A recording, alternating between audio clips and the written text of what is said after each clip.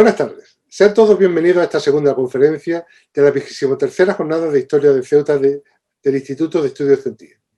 Culminando con esta jornada protagonizada por investigadores portugueses, tengo el placer de presentarles a Frederico Mendes Paula, que nos hablará sobre el campo exterior de las fortalezas portuguesas norteafricanas.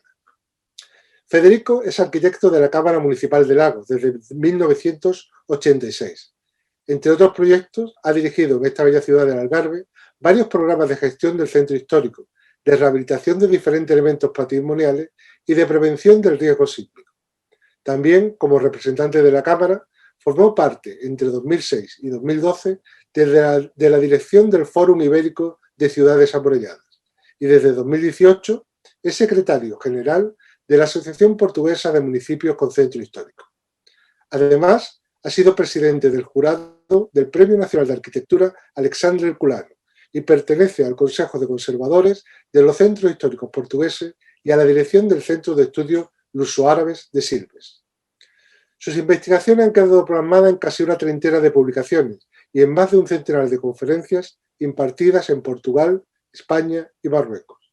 Entre las publicaciones destacaría dos libros: Portugal en Marruecos, una visión sobre un patrimonio común, del año 2016, e Historias de Portugal en Marruecos, que apareció en 2019. Ambas son guías esenciales para conocer este patrimonio lusitano en la región. Junto a esta labor de gestión e investigación, me gustaría destacar también su implicación en la divulgación de este patrimonio. En este marco ha desarrollado dos acciones formativas para guías marroquíes sobre el patrimonio de origen luso en Marruecos. La primera en Marrakech, en el año 2017, y la segunda en Ayadida, el año siguiente. Además, participa desde 2019 en las iniciativas llevadas a cabo en relación con la conmemoración del 250 aniversario del abandono de la plaza de Mazagán por los portugueses. También, como marcan los tiempos, mantiene un blog, Historias de Portugal en Marruecos, en el que podrán encontrar documentación fotográfica, planimétrica y breves estudios sobre los más diversos aspectos del patrimonio lusitano de lo que fue este Algarve del otro lado del mar. Es un blog que visito frecuentemente y siempre hay novedades de gran interés. En este instante, como proyecto de mayor envergadura, se ocupa de la gestión de la rehabilitación de las murallas de la ciudad de Lagos y del proyecto de centro de interpretación de la batalla de Alcazarquivir que se lleva a cabo en esta ciudad marroquí en el cuadro del hermanamiento entre Lagos y Alcazarquivir. Aunque lo que he hecho es simplemente resumir un currículum muy extenso, de él se puede deducir claramente que nos encontramos ante un profundo conocedor del patrimonio defensivo de origen portugués en Marruecos. Hoy nos va a presentar un estudio sobre las defensas exteriores de las plazas y ciudades portuguesas norteafricanas, un aspecto poco estudiado hasta el momento por tratarse de elementos construidos con materiales perecederos y designados con una toponimia ya desaparecida. Unos dispositivos defensivos que podemos recrear basándonos en las crónicas de la época, en el análisis de la cartografía y en la fosilización de algunas de sus trazas en el viario actual. Un trabajo arduo, como pueden imaginar, pero esencial para comprender por qué el campo exterior fue un elemento fundamental para la supervivencia de estas plazas.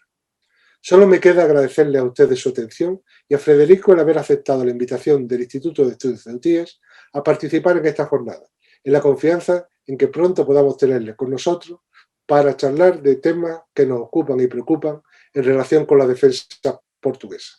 Federico, cuando quieras tienes la palabra. Muito boa tarde a todos.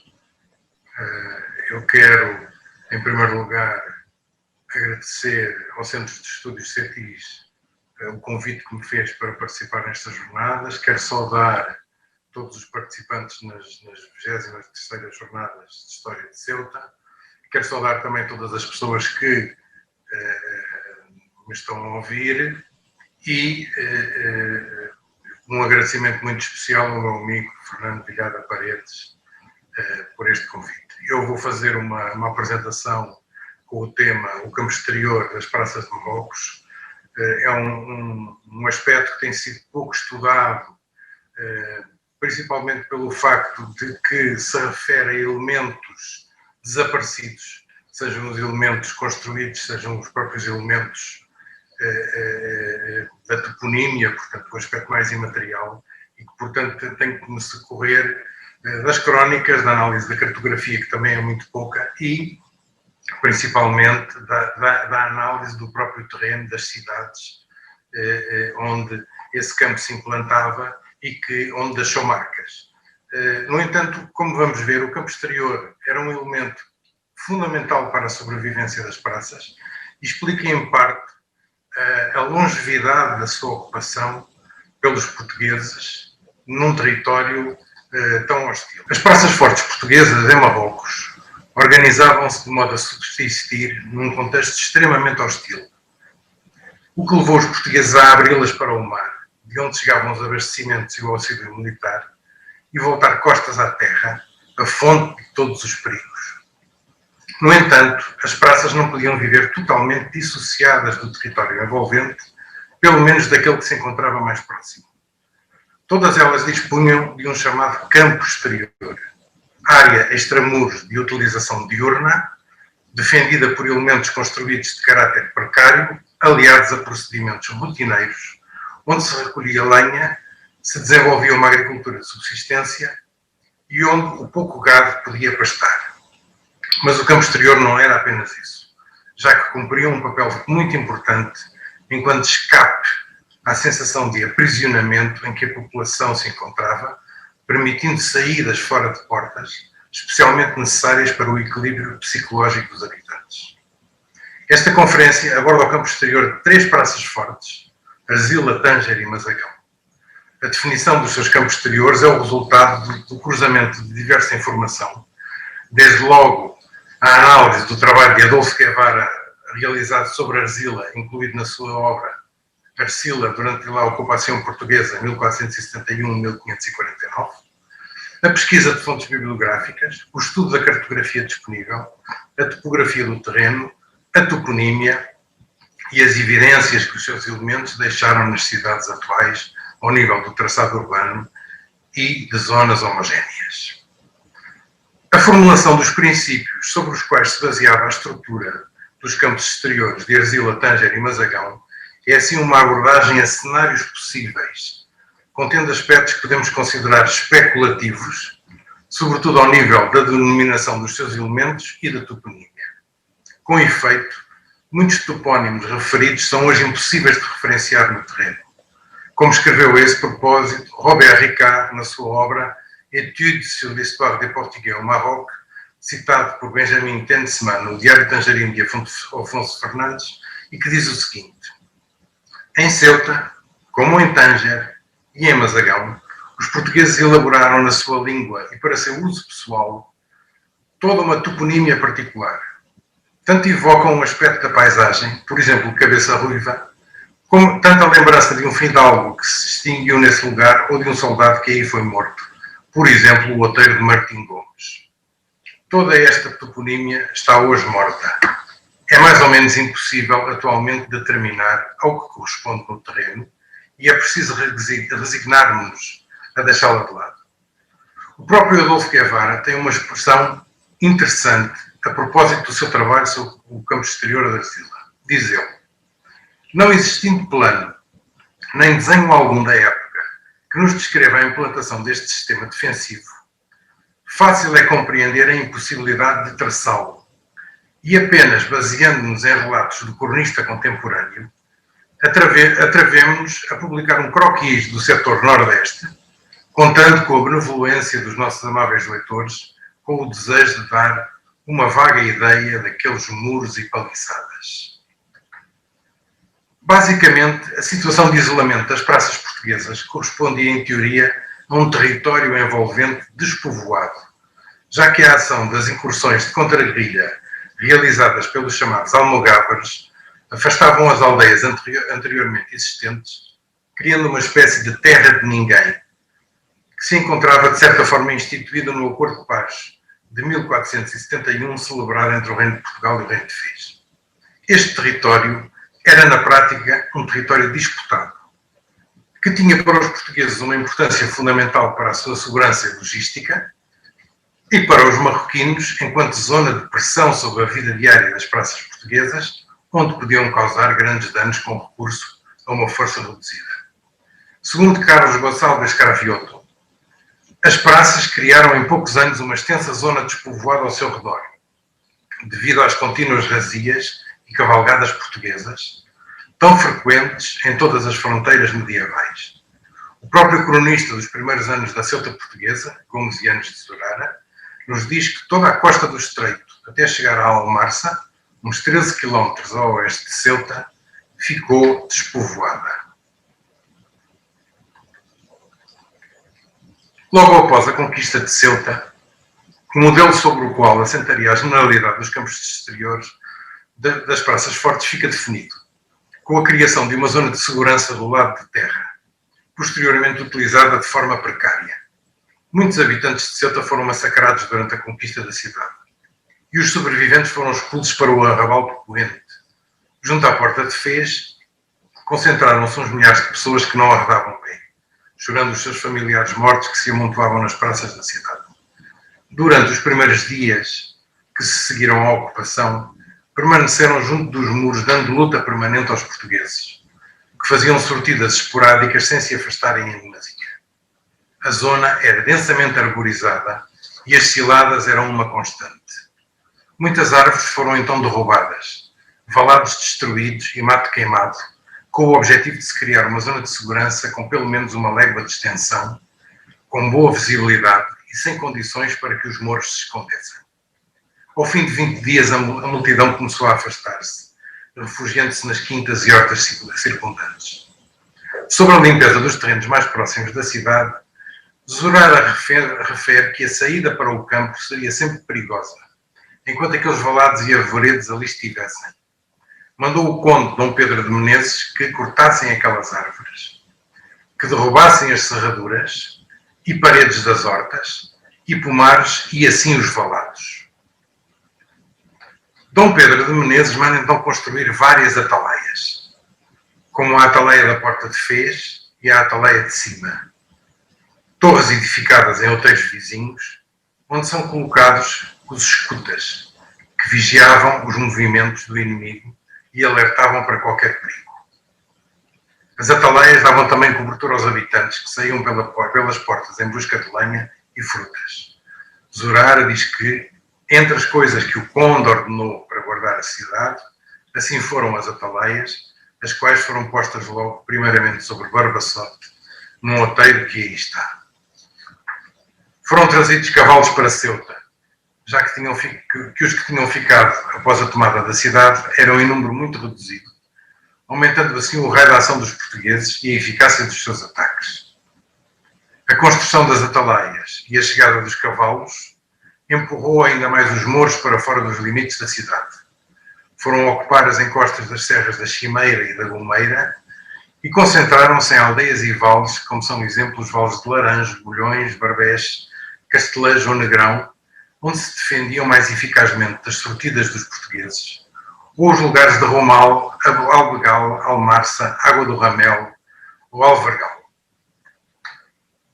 A guerra das praças portuguesas de Marrocos fazia-se sobretudo nos terrenos que as circundavam, já que os seus habitantes, apesar de confinados ao perímetro muralhado enquanto reduto seguro, precisavam de sair dele todos os dias para efetuar tarefas fundamentais à sua subsistência.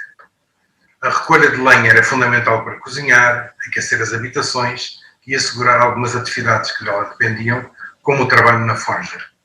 O desenvolvimento de uma agricultura de caráter precário, a garantia de pasto para as poucas cabeças de gado, a caça e a pesca permitiam que a dieta dos seus habitantes não se limitasse ao biscoito e à carne seca, mas fosse também composta por alguns frescos. Sem essas atividades, a vida nas praças seria muito mais dura, para além do próprio aspecto psicológico que tinha a saída diária fora de portas. Para garantir a realização dessas tarefas, os portugueses desenvolveram sistemas defensivos engenhosos, sujeitos a procedimentos rotineiros rígidos, estruturando um modelo de vigilância e de defesa capaz de assegurar a segurança dos trabalhadores agrícolas e da própria praça, que se desguarnecia momentaneamente durante os períodos em que as portas estavam abertas.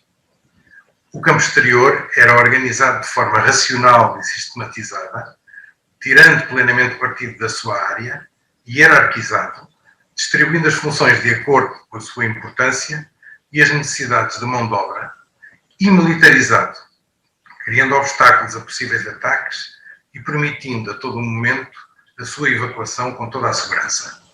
O sistema era baseado numa simbiose entre elementos construídos precários e procedimentos rotineiros. Podemos hierarquizar o campo exterior em 3 zonas com características distintas. O campo exterior consolidado, a terra das ataleias curtas ou terra dos fachos e a terra das ataleias longas. O campo exterior consolidado era a zona onde se praticava uma agricultura de subsistência e a pastagem de gado, e era estruturado por meio de 2 elementos fundamentais, os valos e as tranqueiras. Os valos eram muros de pedra solta, com uma altura de cerca de 1,70 m. Estes muros eram como que uma segunda muralha, mais rudimentar, cuja função era a de evitar ataques súbitos com a utilização de cavalaria, que pudessem colocar em causa as manobras de evacuação para o interior da praça.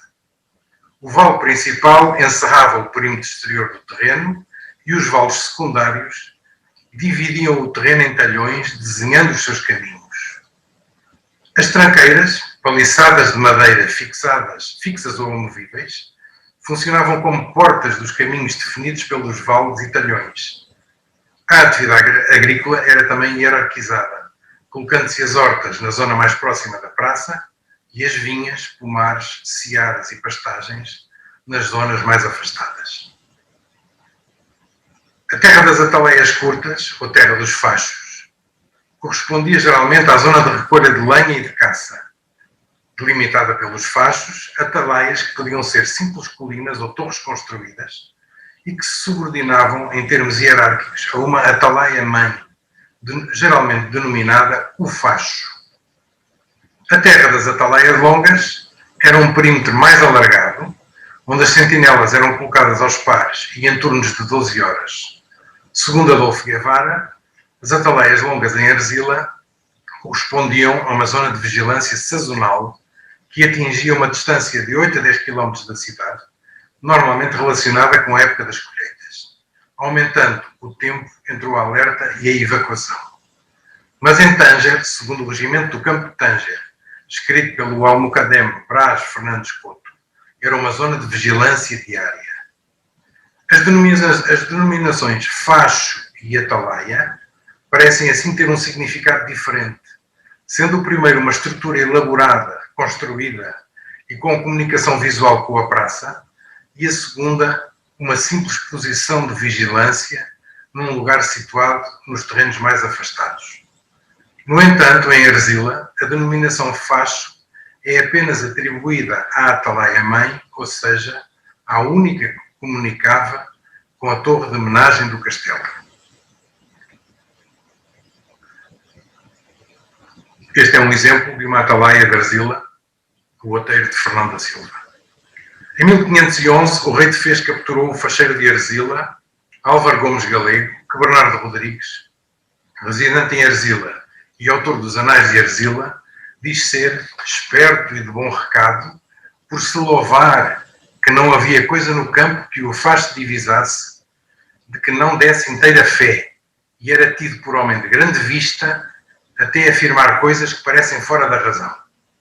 A captura deste facheiro era assim importante pelas suas qualidades de vigia que tinha, provando que as qualidades das atalaias das praças eram fundamentais para a sua segurança e eram um alvo especial dos ataques mouros.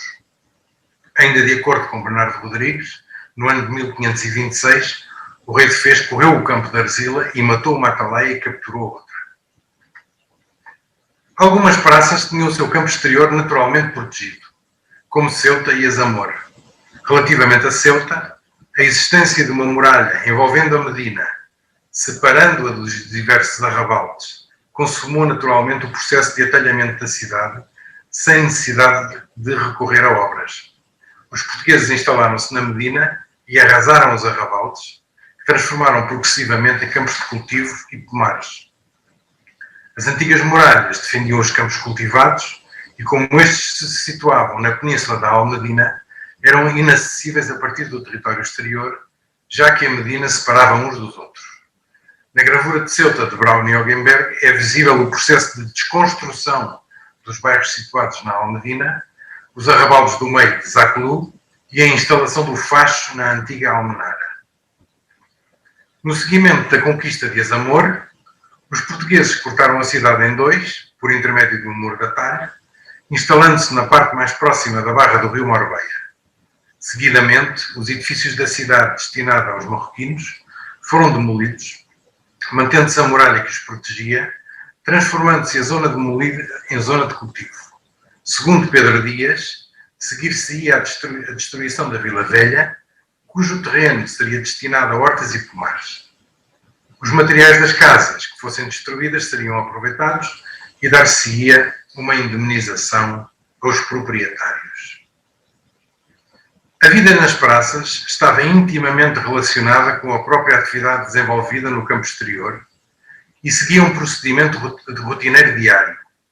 Às primeiras horas do dia saíam os escutas, atalhadores ou monteiros, que examinavam cuidadosamente todo o campo, procurando infiltrados, que se tivessem escondido durante a noite para emboscar os lavradores.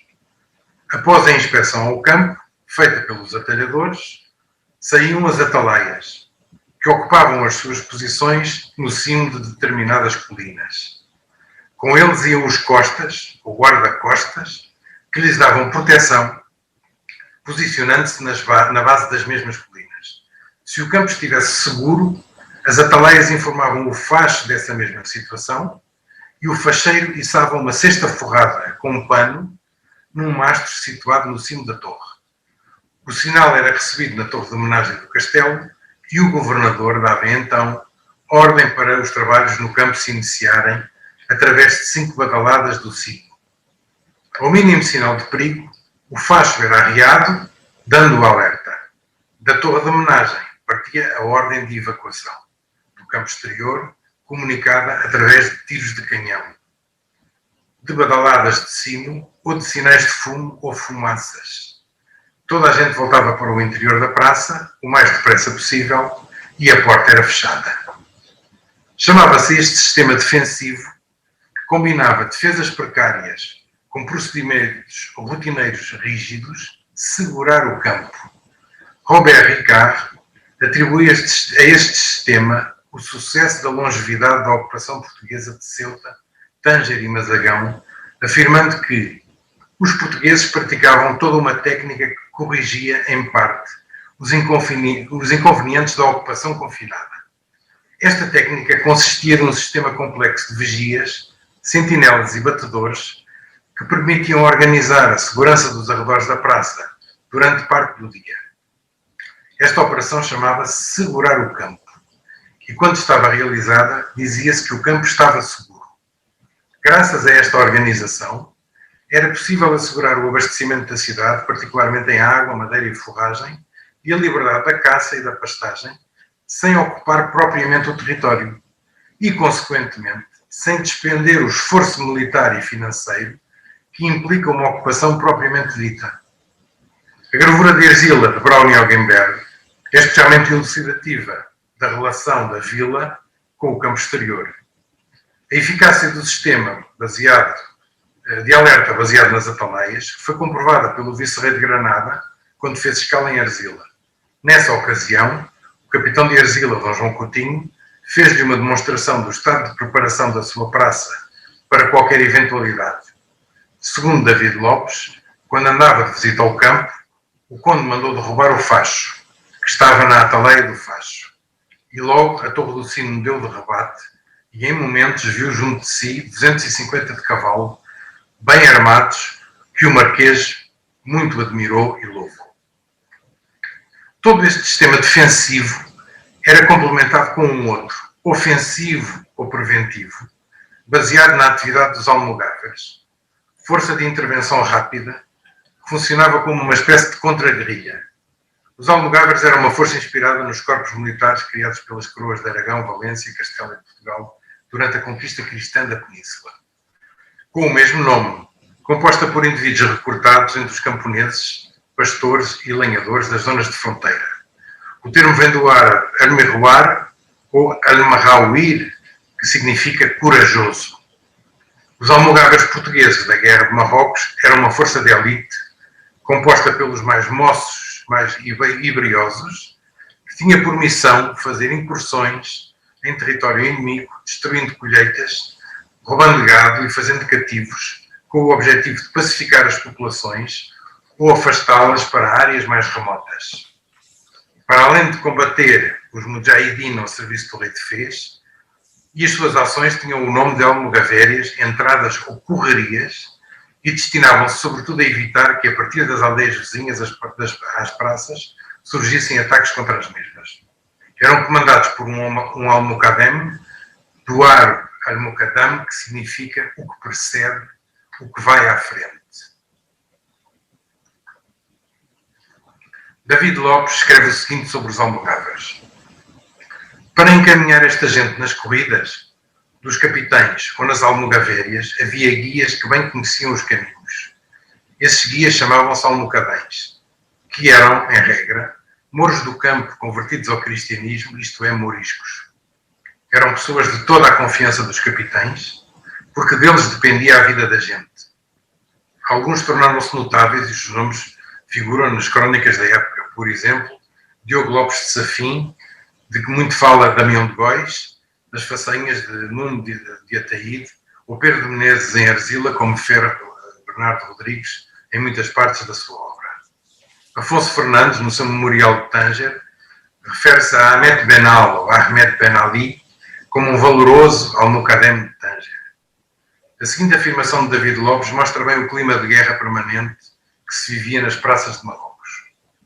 Assim, pois as praças viviam na obsessão da guerra, o capitão tinha sempre o seu cavalo selado. Dado o rebate, ele não tinha senão de vestir uma saia de malha e montar a cavalo, para acudir onde fosse necessário. Na fronteira de Safim, nos aduares dos Mouros, desde a meia-noite, os cavalos ficavam selados para o mesmo fim. Eu vou agora falar do campo exterior de Arzila.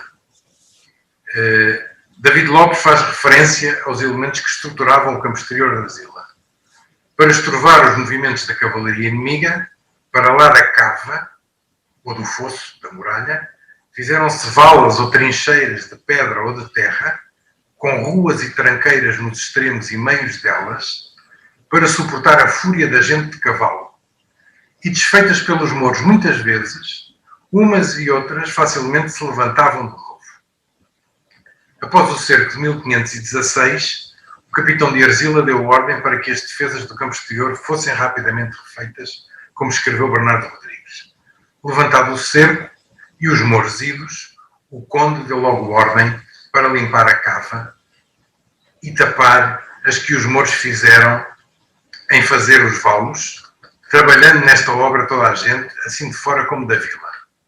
A gravura de Brown e Oggenberg representa os elementos fundamentais do campo exterior, com a vila e a sua torre de homenagem, a planície onde se implantava o campo exterior consolidado, delimitado pelas colinas circundantes e pelo Rio Doce, o facho ao fundo no centro da imagem e as duas colunas cujo alinhamento indicava a passagem de acesso dos navios ao porto por entre os rochedos. Diga-se que o acesso ao porto de Arzila era especialmente traiçoeiro pela existência de muitos rochedos diante da cidade. A vigilância do campo exterior da praça estava confiada a várias forças armadas. A gente de guerra era de cavalo e de pé. A gente de cavalo compreendia os cavaleiros armados de lança, os armados de besta e espingarda, e a gente do campo. Era a mais importante e conveniente à guerra dos mouros. Entre os primeiros, alguns eram encobertados, isto é, os cavalos iam vestidos com cobertas de couro. Tanto os besteiros e espingardeiros como a gente de campo tinham por capitão privativo o anadel. A gente do campo eram as atalaias, os atalhadores, escutas e os almocadéns. Bernardo Rodrigues descreve o facho. Diz o cronista: a ordem que no facho se tinha era que no caramachão havia um grande mastro de uma caravela e no topo dele uma gaiola, onde o facheiro se metia e subia pelos seus degraus, e da gaiola saía um mastarel, em cima do qual o facheiro guindava o facho. Isso fazia depois dos vales descobertos. Nesta imagem muito interessante de Adolfo Guevara, de 1940, nós vemos ainda à antiga base do facho original com os seus degraus, onde posteriormente foi construído um depósito de água. O sistema de vigia exterior da praça também se fazia do lado do mar. Em Arzila, quando era detectado qualquer barco corsário, o alerta era dado através de sinais de fumo ou fumaças, a partir do baluarte da couraça, como conta Bernardo Rodrigues a propósito de uma incursão do corsário de Larache, Quartão a Reis. Neste verão, e em tempo em que passava, o que está contado e apontado, Quartão, a raiz da fusta de Larache, de quem já falei, quando nos correu quando vínhamos da Zamora, veio entrar por mar e do Cabo Branco, saiu aos barcos de pesca com a sua fusta. E, sendo visto pelas atalaias, e dado o rebate, acostumado e feita a sua fumaça no baluarte da couraça, que é este baluarte que está na imagem, conhecendo que era navio de remos, se vieram recolhendo, mas primeiro chegou a fusta a um deles e, pondo-lhe o esporão em cima, os do barco levantaram o remo, dando-se por entregues. O trabalho de Adolfo Guevara, publicado em 1940, na obra Arzila durante a ocupação portuguesa, 1471-1549, inclui 3 desenhos sobre o campo exterior desta praça. O primeiro, denominado Croquis del Campo Exterior de Arzila, representa aquilo que podemos chamar o campo exterior consolidado, ou seja, o perímetro definido pelos valos, que abarcava uma área de cerca de 130 hectares, contra apenas os 8 hectares da área emuralhada da cidade, e tinha um perímetro de cerca de 6 km, dos quais 3 km e meio eram cercados por valados ou valos. Existiam 2 valos principais, um ao longo da praia, chamado o Vale do Rio Doce, e um outro na frente de contacto com o interior do território, a nascente, ligando as 3 atalaias principais, o Facho, mãe de todas as atalaias, o Outeiro de Fernão da Silva e o Outeiro de Perucão, chamado Vale Interior do Rio ao Facho. Dos lados norte e sul, o campo era protegido naturalmente por 2 cursos de água, sobretudo pelo Rio Doce, ou Ed Alu, do lado norte. O Facho era uma torre construída e tinha a função de centralizar toda a informação emanada dos terrenos circundantes, nomeadamente das chamadas atalaias curtas, que adiante se referem, e enviá-la para a torre de homenagem da praça, a partir da qual eram dados os alertas. O Rio Doce ficava situado a um tiro de bombarda da vila. Esta é, no fundo, a planta de Adolfo Guevara, ou os elementos que Adolfo Guevara representa, implantados sobre uma fotografia aérea, para, no fundo, se perceber a sua relação com o atual território. No campo, as hortas ocupavam o lugar mais próximo das muralhas da cidade, pelo facto de exigirem a maior parte da mão de obra e de guardarem os alimentos mais valiosos. Ao longo do fosso do atalho, entre os baluartes de Tamalalão e de Santa Cruz, ficava o Terreiro das Hortas, com destaque para a Horta do Conde, governador da praça. Esse Terreiro das Hortas e o Facho situavam, entre esse Terreiro das Hortas e o Facho, situavam-se outras hortas, estruturadas através de um caminho de ligação e de 4 caminhos perpendiculares, delimitadas por muros de pedra. Para fechar esses caminhos em caso de ataque, sobretudo com cavalaria, eram colocadas tranqueiras ou paliçadas, estruturas de madeira amovíveis que funcionavam como portas. Este sistema de barricadas e paliçadas impediam todas as manobras da cavalaria marroquina, que periodicamente corria à vila, tendo que avançar por estreitas ruelas, derrubando troços de muros em diversos sítios, a fim de poder evoluir com certo desafogo. Nas áreas mais afastadas do campo ficavam os pomares e o laranjal, onde também se cultivavam cereais, a vinha e as pastagens para o gado. A zona norte do campo era designada Pontinhas. Cada tranqueira tinha o seu próprio nome, como a tranqueira do Facho, a tranqueira do Meio, a tranqueira de Baixo, a tranqueira Nova, a tranqueira de João Coelho, e etc. Eu não vou estar a referir todos os nomes, mas, portanto, esta é a tal toponímia que acabou por desaparecer. O segundo desenho de Adolfo Guevara é denominado Campo Exterior de Arzila, emplaçamento pelas atalaias curtas, e representa a rede de atalaias que rodeavam o campo exterior, a uma distância de entre 2,5 km e 5 km. Guevara refere que as ataleias curtas comunicavam com o Faz por meio de trombetas. Os seus nomes eram Ataleia do Corvo, Ataleia do Bugano, Ataleia Gorda, Ataleia do Mar, Ataleia Ruiva. E, de novo, a planta de Guevara implantada no atual território por uma razão de poder ser referenciada em função dos locais existentes. Nos períodos das colheitas, a área de vigilância em torno de Arzila era ampliada para um raio de 8 a 10 km, somando-se às ataleias curtas as ataleias longas, o que aumentava significativamente o tempo de alerta disponível. Ativadas as ataleias longas e ampliada a área do campo exterior da praça, organizavam-se caçadas aos javalis, coelhos, antílopes e gazelas. Frequentemente, organizavam-se batidas aos leões e chacais, responsáveis por várias mortes de lavradores e de cabeças de gado, como refere Bernardo Rodrigues. Nestes 2 anos, vieram tantos leões ao nosso campo, que depois de terem gastado os porcos e toda a outra alimária, vinham ao redor da vila buscar de comer. De onde afirmo que matámos às lançadas 26 leões, fora outros que matámos às espingardadas. Aliás, os animais selvagens eram uma ameaça constante e foram-no sobretudo nos anos de 1530 e 1531, em que mataram muito gado e se aproximaram do muro da vila.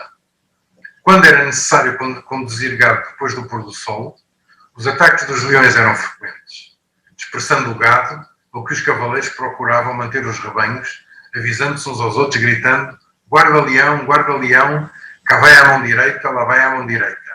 Mas quando o gado acalmava, os leões atacavam. Conta Bernardo Rodrigues que em certo dia um leão se lançou no fosso de Arzila para comer 5 porcos que nele pastavam. E do que é mais de espantar, tornar a sair, tendo 35 ou 40 palmos de alto, que, como fosse sentido, e do muro lhe dessem grande grita, desonrando-o de vilão, e que não sairia dali, e seria morto, e pagaria a ousadia que teve em entrar na cava, o que é muito de notar que, vendo o sentido e sentindo a grita do muro, não quis comer os porcos, por não se fartar, e depois de farto não poder saltar, e posto que saltou, tornando-se a sair da cava, e para o poder fazer, subiu no cano que atravessava a cava, por onde vai a água à sacaia. E tantas vezes tentou saltar que pegou as unhas nas pedras e cantos de cima, e tanto afirmou que saiu fora. Hoje em dia, estão as unhas afirmadas e assinadas nos cantos do alambor, e estas riscas e sinais das unhas deste leão parece, por a pedra de Arzila ser arisca e da qualidade das mós de barbeiro. Ou seja, a pedra da muralha de Arzila é uma pedra bastante macia, uma espécie de um grés, como aqui nós temos o grés de Silves, que facilmente era riscada.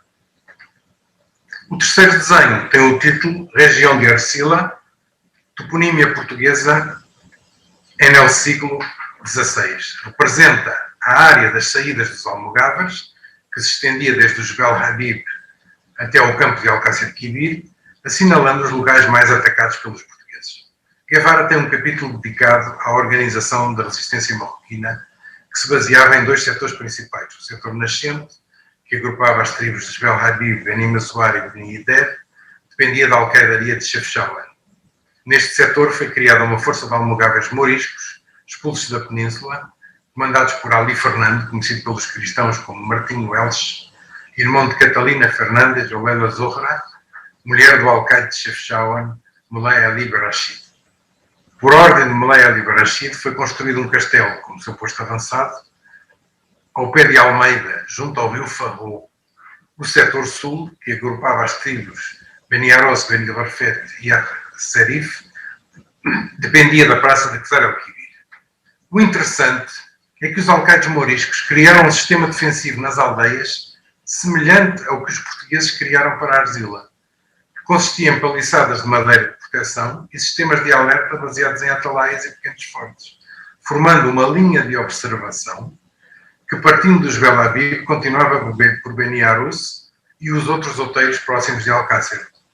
As planícies situadas entre as ataleias portuguesas e as marroquinas eram consideradas terra de ninguém e estavam desabitadas. Existem relatos que falam de populações refugiadas nas montanhas, com o seu gado e a existência de túneis para garantir a sua fuga. David Lopes refere a importância da ponte de Alcácer para a segurança de Alcácer Quibir. Os mouros de Alcácer tinham sempre guardas na ponte de Alcácer, a uma légua da cidade, que davam sinal por meio de fogos ou almenaras. Como conclusão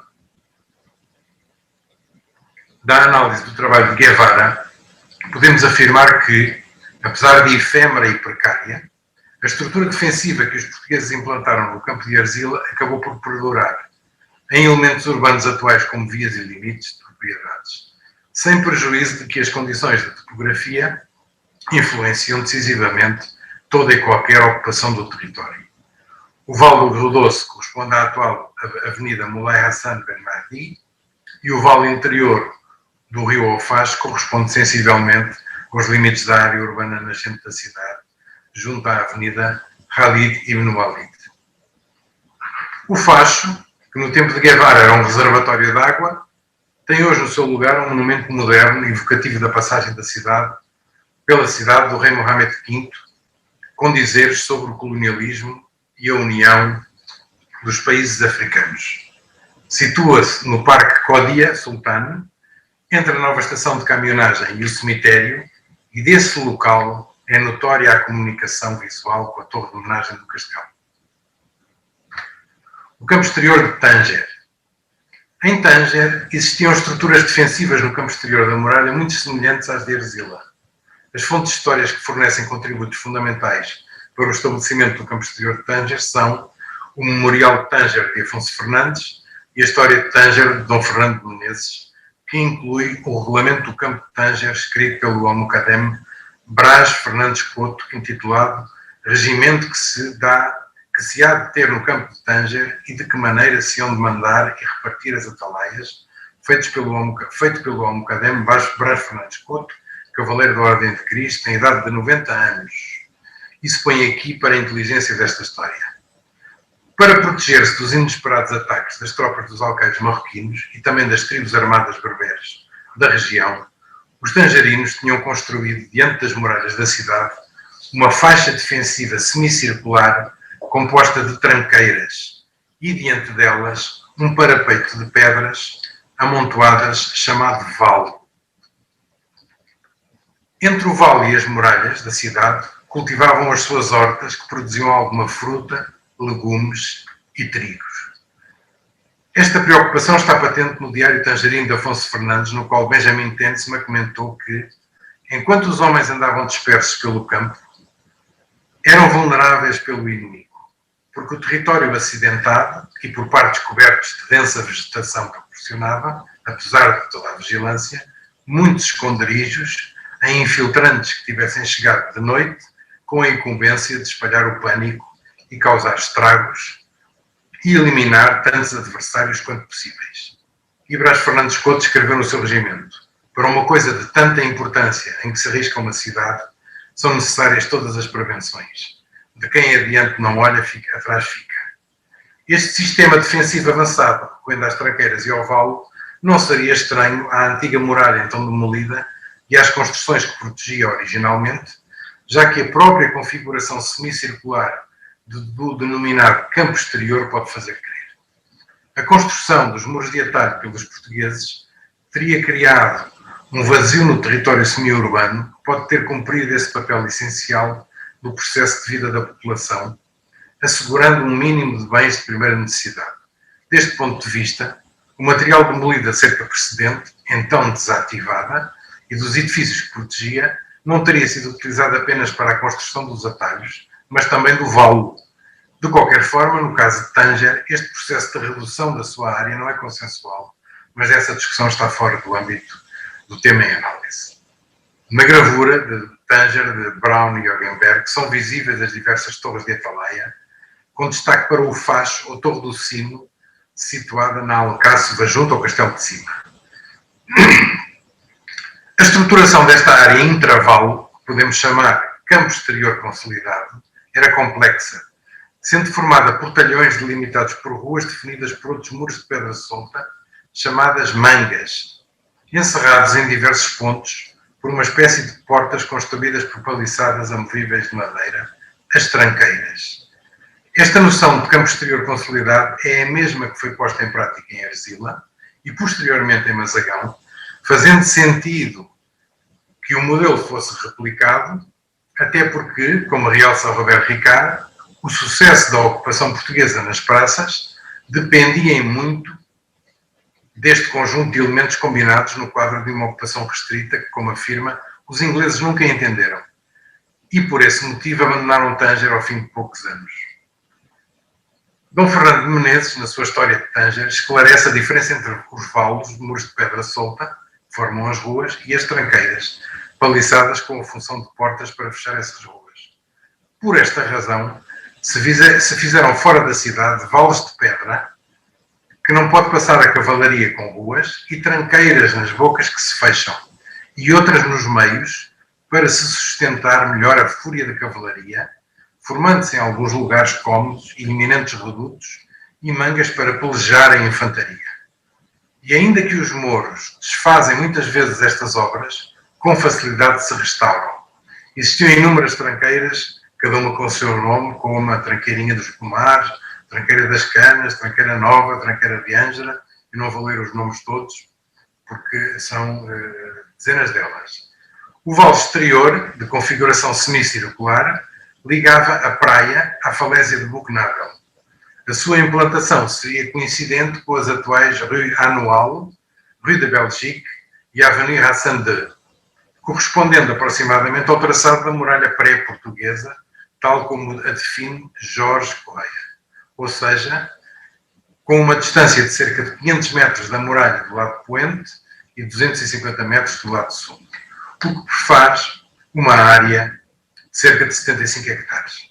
Numa carta de André Rodrigues a Dom João III, datada de 1546, o rei é informado que, no âmbito destas obras, foram colocadas 4 tranqueiras, fechando os 4 principais caminhos de acesso à cidade, e fora das ditas tranqueiras fiz parede de pedra e barro, indiciando a colocação de revelins para defesa das entradas dos caminhos. No exterior do vale ficava a terra das ataleias curtas, ou terra dos fachos, e conforme o texto de Benjamin Tenseman, as colinas ocidentais daquele campo chamavam-se os Pomares. Era a partir dali que os portugueses procuravam erva para os animais e lenha para as cozinhas. O nome deste local é hoje Marchand, e para Carlos Gonçalves Gravioto, este território poderia ter sido utilizado pelos portugueses como local de permanência diurna do gado, o qual era para ali conduzido através da Porta da Traição, que era no fundo a porta do albacar da cidade. O albacar, designação que tem origem em abcar, as vacas, era isso mesmo, o local onde o gado permanecia dentro das muralhas. Nesta zona, os edifícios muçulmanos arruinados com o tempo deram lugar a um extenso terreno protegido pelas muralhas da cidade e ao qual as gravuras do século XVII nomeiam como Prado Velho. O terreno, despovoado e protegido pelas muralhas poente da cidade, ficou como recinto para guardar gado. Esta localização do albacar, junto à Porta da Traição, é contrariada por Martin Elgo, que o localiza do lado sul da cidade, num recinto encerrado especialmente criado para o efeito, sendo o acesso do gado ao exterior realizado por uma porta aí existente. A terra das ataleias curtas era limitada do lado poente pelo Rio dos Judeus, ou Etriode, e do lado sul pelo rio Assuani, ou Etsuani, correspondendo hoje às avenidas Anfa, Hafid ibn Abdelbar, e Mulay Youssef e Idriss I, a uma distância média de 1,5 km das muralhas da cidade, ou 1000 metros do vale. Dividia-se em terços, unidades militares do exército português e espanhol entre os séculos XVI e XVII, constituindo zonas defensivas e ofensivas com organização militar independente. Esta denominação está patente nas seguintes passagens do texto de Fernando de Menezes.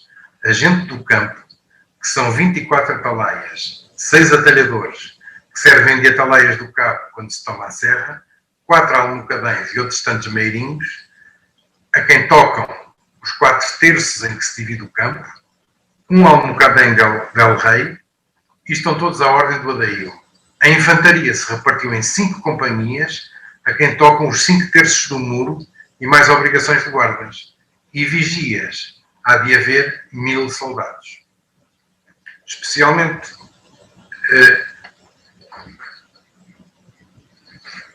fora dos valos, eu peço desculpa, mas parei aqui nesta imagem.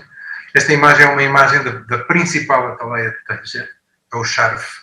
Teve uma torre no seu cimo e acaba por dominar toda a cidade e toda a própria baía e os terrenos. Fora dos vales, no monte, há outros 3 fachos, para além da torre do castelo, que assistem 2 facheiros quando se vai ao campo e servem de dar rebate à torre e sinal da parte de quem saem os muros, respondendo os 3 fachos aos 3 terços do campo, a taleinha, meio e charfe. O dos pomares governa outro facho que chamam novo, por diferença do velho, que fica mais distante, e por este respeito se largou. A obrigação dos ataleias é descobrir os 4 terços em que de mar a mar se divide o campo. Assim, as ataleias ou fachos não eram uma linha de defesa da cidade, mas um sistema de vigilância do campo exterior consolidado, baseado nas colinas envolventes ou em torres construídas. Os terços da terra das ataleias curtas tinham cada um o seu nome, bem como os fachos que os vigiavam. O terço da serra era vigiado pelo facho novo, o terço da ataleinha pelo Monte de São João e pelo facho da ataleinha, o terço do meio pelo facho do meio e o terço do charfe ou da praia pelo facho do charfe, situado na colina da Assuante. O charfe, que vemos na imagem, era a principal ataleia de controle dos movimentos da Baía de Tanger e dos acessos à cidade pelos vales de Magoga e Tanger Velho. A terra das ataleias longas, definidora do campo de Tanger, teria em média 1 légua de raio, ou cerca de 6 km. Apesar de a área considerada como a fronteira do Reino de Portugal, no quadro do espírito do Tratado de 1471, ter cerca de 15 km das praças, as descrições de Dom Fernando de Menezes fora do campo de Tanger são consideradas incursões na Berbéria. A vigilância da terra das ataleias longas era realizada por pares de cavaleiros que seguiam procedimentos rígidos diários, inscritos no regimento de Brás Fernandes Couto. Algumas das colinas e torres tinham um papel muito importante no quadro das ataleias longas, como Tanger o Velho, a Torre do Charfe, a Torre do Tom ou de Gandori, a aldeia da Fonte dos Adaís ou a colina de Magoga, Benamaqueda ou a Lomba de Adaí. O seu papel era fundamental, já que quanto mais cedo fosse detectado movimento inimigo, em maior segurança se fazia a evacuação do campo. Próximo do mar, ao longo da costa, várias torres de vigia foram construídas, não apenas para vigiar o tráfego marítimo, mas também para proteger a atividade de pesca dos tangerinos entre a denominada Almadrava e Alcácer Seguer. As antigas taracenas de Tanger o Velho, que vemos na imagem, situam-se na base de uma colina utilizada como atalaia, que dominava o vale do Ed El Mlalé, como a ponte de Tanger o Velho ou dos portugueses. A Torre de Tom ou de Gandori era uma das várias torres construídas para a vigia da navegação no Estreito de Gibraltar. A saída da cidade para caçar era também uma atividade importante para a alimentação dos habitantes e para o seu lazer. Sobre Tagadarte, de onde se vê uma praia que vai até Arzila, é um desenfado muito grande, em todo o campo de mar a mar, que não há terra de tanto desenfado. Neste campo de Tanger, neste lugar acima dito de desenfados, com outro que se diz Cabo Espartel, querendo o capitão ir-se desenfadar a ele e ver toda a cerca de princípio até do cabo à terra, há muito marisco, palmitos, porcos do monte, leões, muita perdiz e coelhos. A atividade dos almogáveis tangerinos tinha uma importância fundamental, já que o roubo de gado de produtos agrícolas das aldeias vizinhas permitia minimizar as faltas de produção local. O regresso das saídas era normalmente complicado, já que as tropas carregadas de produtos dos roubos eram constantemente atacadas pelos muros.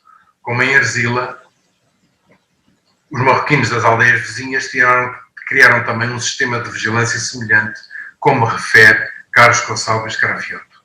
As razias lusitanas sobre as aldeias da região obrigaram os muçulmanos a montar um sistema de vigilância em torres ou lugares de boa visibilidade para avisar com o tempo as aldeias dos ataques dos portugueses.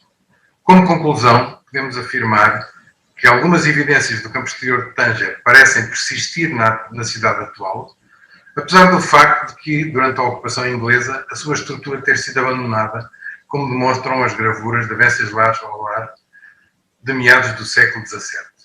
Essas evidências, discutíveis e negadas por alguns autores como Martinelli, poderão estar associadas ao traçado do conjunto das Rue Annual, Rue de Belgique e Avenue Ascendeux e pela configuração da Place de 9 Avril e dos antigos caminhos de acesso a Tânger, seja a Rue de São Francisco e a Rue d'Angleterre.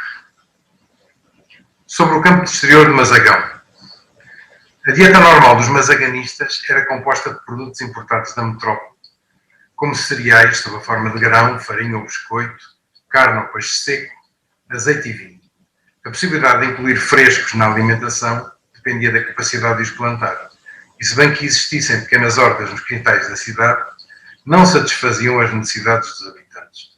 A solução estava nos terrenos circundantes, onde os perigos eram constantes. Aí, quando era possível, plantava trigo, cevada, favas, vinhas e melões. Alguns habitantes chegavam a dormir no exterior da praça para proteger as suas culturas. Belisário Pimenta, citado por António Dias Farinha, refere que semeavam os moradores até 300 moios de cevada e favas e fazem-se grandes moloais e há muitas hortas e mais de 20 cerrados, a que chamam quintas, muitos deles com 1000 bacelos, fora as tramadas latadas e outras árvores de notável grandeza, sustenta isto em Berbéria, guardando de dia e noite com as armas na mão, para o qual efeito dormem muitas vezes os homens fora, e tendo custado muitas mortes e cativeiro aos mouros que as vêm destruir. É o campo fertilíssimo, assim de ervas e lenha como de caça, porque há todo o ano que trazem em tanta quantidade que se tem sustentado a gente em muitas fomes que trazem particularmente algazes, palmitos e muitas outras ervas de campo. A atividade agrícola era extremamente incerta, já que os cavaleiros marroquinos destruíam frequentemente as culturas plantadas, fossem hortas, árvores de frutos ou pastagens, e da mesma forma inquinavam os poucos poços existentes no exterior com animais mortos, o que justificava plenamente a existência de uma cisterna com capacidade para cerca de 3.000 metros cúbicos de água.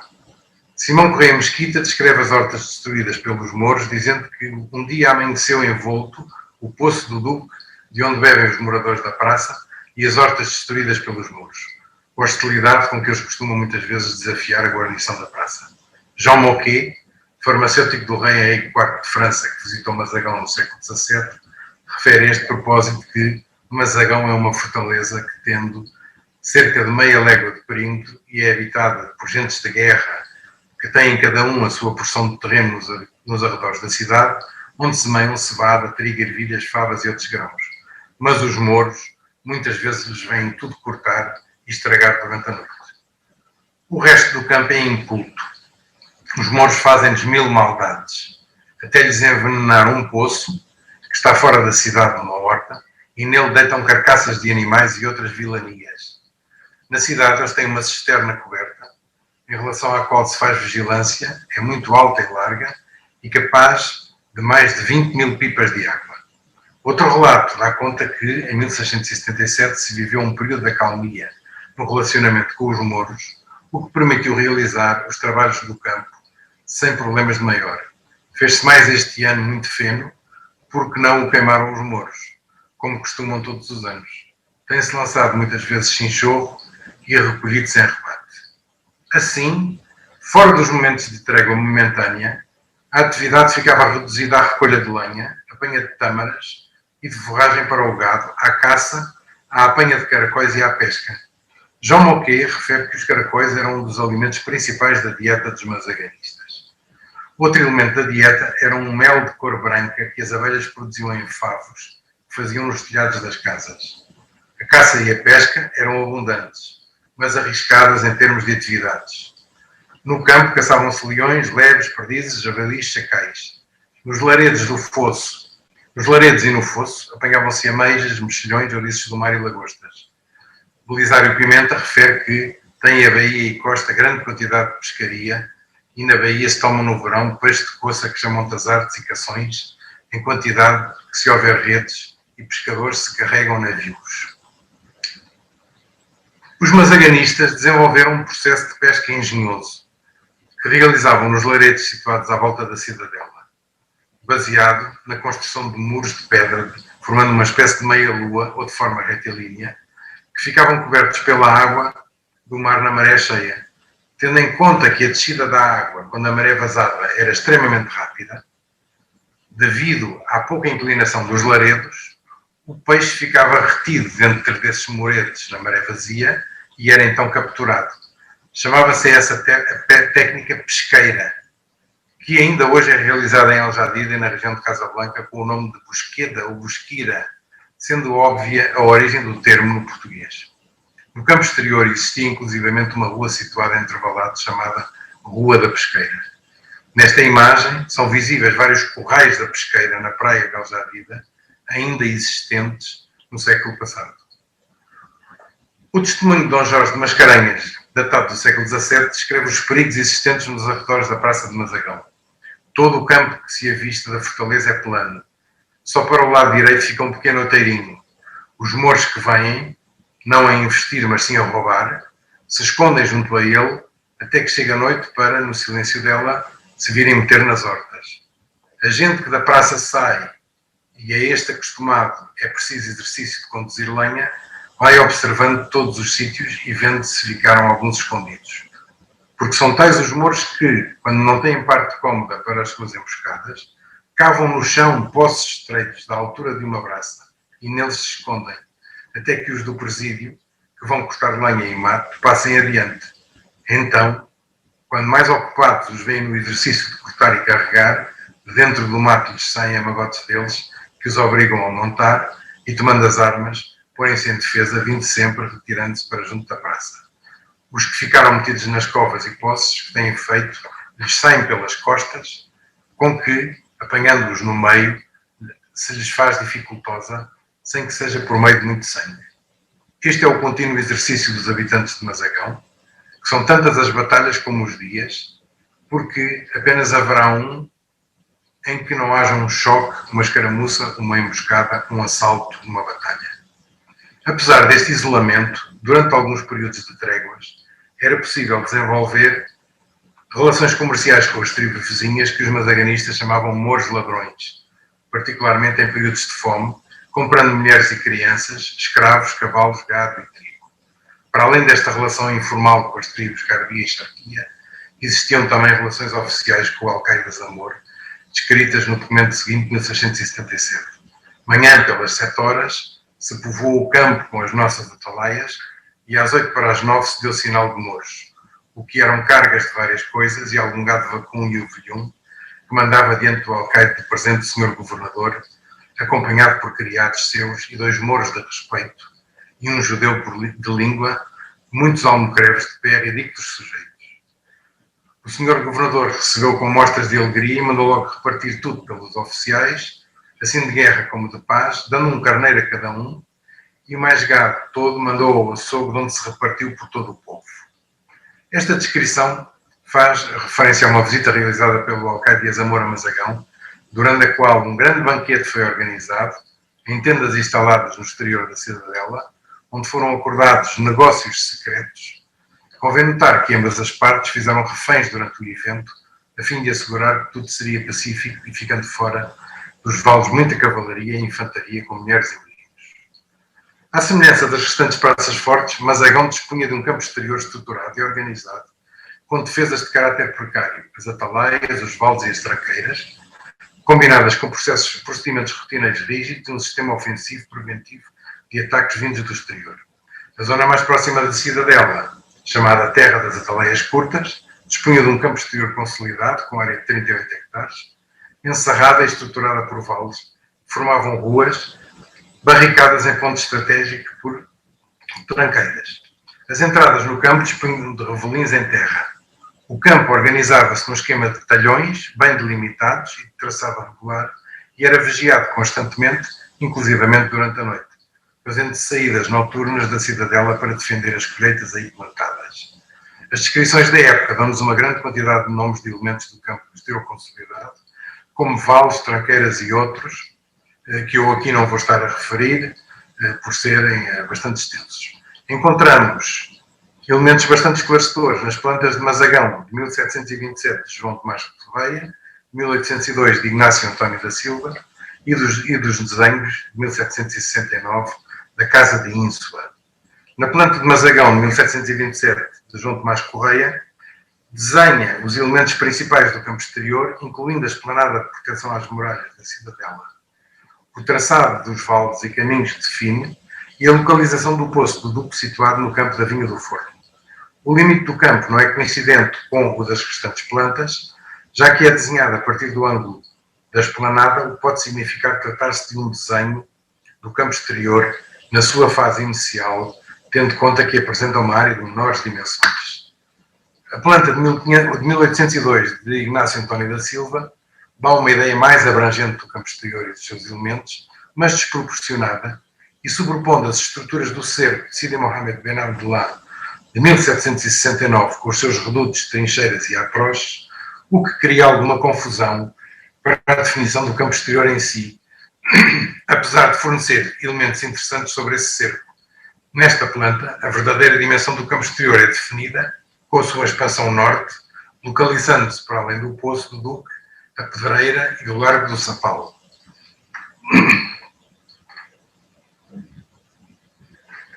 A planta de 1769 da Casa de Ínsula é semelhante à de António Ignácio da Silva, mas menos detalhada, apresentando o campo exterior consolidado até à linha de costa norte. Na perspectiva de 1769 da Casa de Ínsula, os elementos referidos anteriormente são confirmados, não se desenham as estruturas do cerco marroquino e especifica-se a utilização dos talhões do campo exterior em termos das culturas que neles eram desenvolvidas. A representação dos dois exércitos extramuros e a sua posição no terreno é notoriamente simbólica. O excesso de ocupação do campo exterior com estruturas para a delimitação das hortas chegou ao ponto em que o rei ordenou, em 1621, o derrubo de muitas delas, já que perturbavam as próprias defesas da praça. E dizia ao rei: sou informado que, de alguns anos a esta parte, junto aos muros da vila de Mazagão, e no contorno dela, assim dentro dos revelins como fora deles, se fizeram e plantaram muitas quintas e hortas, cercadas de valados e paredes altas e taipa de pedra e barro e pedra e cal, dentro das quais, quintas e hortas, os mouros, quando correm àquela fortaleza, se recolhem e amparam, ficando seguros para se avizinharem mais ao muro. Mandava ao rei, pelos seus oficiais, que se derrubassem todas as hortas e quintas para que se deixassem os revelins cumprir a sua missão de defesa. A este campo exterior consolidado deve ser acrescentada uma outra zona protegida por um longo muro do lado norte, aumentando o terreno exterior organizado para uma superfície total de 72 hectares. O campo exterior consolidado organizado era vigiado pela terra das ataleias curtas, distando em média cerca de 1,5 km das muralhas da cidade. É curioso verificar que corresponde à mesma métrica utilizada em Tanger. Dispõe de vários fachos, como o facho, a ataleia-mãe, o facho do forno, o fachinho, o facho das masmorras, o facho da lagoa. As referências aos fachos estão sobretudo indicadas na planta de Simão Correia Mesquita, de 1752, e na perspectiva de Mazagão, do Gabinete de Estudos Arqueológicos de Engenharia Militar. A terra das ataleias curtas constituía a zona onde se desenvolvia a caça e a pastagem do gado e a recolha de lenha. A terra das ataleias longas estendia-se ao longo da praia da Rauzia, correspondendo aproximadamente aos limites do Plan d'aménagement et extension de la ville de Mazagão de 1916, a uma distância máxima de 7 km em direção à cidade de Azamor. As ataleias vigiavam esta zona segundo procedimentos rígidos, como refere João Moquet. Todos os dias de manhã saem de Mazagão cerca de 40 de cavalo, que vão descobrir o campo e nele ficam até ao meio-dia. Depois desta hora saem outros 40 que só voltam à tardinha. 6 deles, chamados ataleias, tomam lugar em postos afastados e ficam de vigia. E se eles descobrem qualquer coisa de suspeito, recuam rapidamente e, visto este movimento de vigia da povoação, dá logo 2 ou 3 baladas, ao mesmo tempo que os outros de cavalo correm na direção da ataleia em perigo. Para dar sinal à praça, há em todos os lugares onde as ataleias se postam um grande pau de madeira de mastro, ao alto do qual içam com uma corda uma espécie de bandeira que é o aviso para os moradores se armarem. A perspectiva cavaleira do Gabinete de Estudos Arqueológicos, apesar de desproporcionada e orientada incorretamente, dá pistas sobre a designação de algumas ataleias. Os homens que faziam serviço nas ataleias, os atalaias, eram normalmente degradados, que cumpriam essa missão de risco para beneficiar de um pagamento bem remunerado. Convém esclarecer que o degredo era um destino muito comum para os condenados portugueses, já que constituía uma solução muito conveniente para o Estado, que os afastava da sociedade e não acarretava custos para os cofres públicos, já que os degradados tinham que se encontrar uma forma de autossubsistência. O condenado podia escolher o destino do seu degredo, fosse o Algarve, normalmente Castro Marim, Marrocos ou o Hemisfério Sul, fosse Angola ou o Brasil. Uma pena no Algarve não era reduzida, mas se fosse cumprida em Marrocos era reduzida para metade e em Angola para 1/4.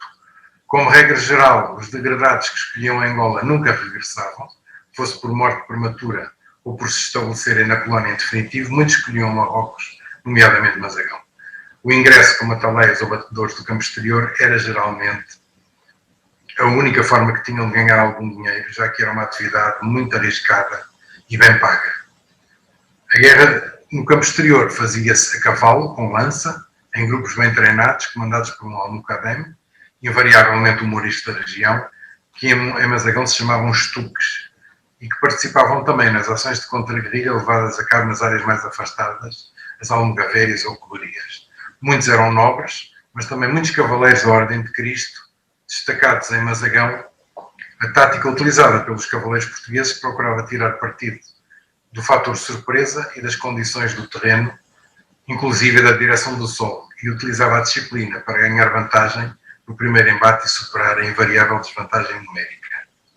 A planta de Simão Correia Mesquita dá-nos informações preciosas sobre as atalaias longas e a toponímia dos arredores da praça, já que representa os acidentes topográficos e a respectiva designação no tempo da ocupação portuguesa.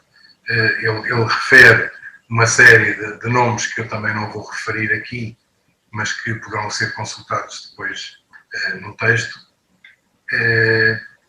Conforme já foi referido neste texto, a localização dos topónimos tem um caráter de ensaio, já que as plantas consultadas são muito deformadas e a maior parte das designações não se encontram cartografadas. Na formulação do traçado dos vários elementos do campo exterior de Mazagão, a informação disponível foi cruzada, seja a cartografia antiga, descrições da época, topografia, elementos da atual cidade, sobretudo vias e áreas urbanas homogéneas.